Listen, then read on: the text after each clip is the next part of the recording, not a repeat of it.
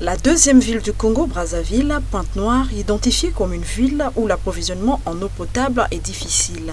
Plusieurs quartiers en souffrent et c'est devenu un mode de vie. Dans ce quartier de l'arrondissement Trois-Tietier, dit km 8, des Congolais marqués par cette souffrance de manque d'eau, élément vital à l'organisme de l'homme, ont trouvé un moyen d'aider les populations. Ils vont à la recherche de ceux qui sont dans le besoin dans les rues au moyen des 4x4 pour leur livrer l'eau à domicile.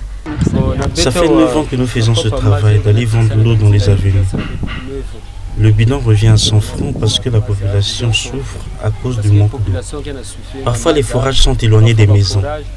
C'est pour cette raison que nous avons acheté un véhicule pour aller chercher l'eau au forage et passer de ruelle à ruelle, de parcelle à parcelle, pour aider la population. Dans ce quartier, le problème d'eau nous complique. Ce problème vraiment nous complique parce que ici l'eau est vraiment difficile.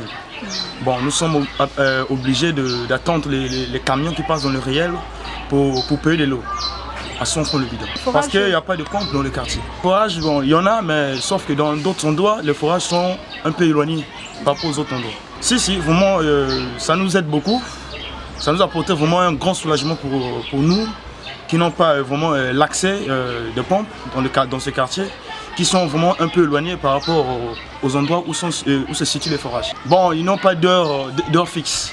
Bon, les autres passent le matin à 6h, 7h, les autres à 10h, et les autres parfois à 12h, 18h, ça dépend. Tous les jours, dans les véhicules 4x4 avec des réservoirs de 1000 litres qu'ils remplissent, ils se lancent à la recherche des acheteurs.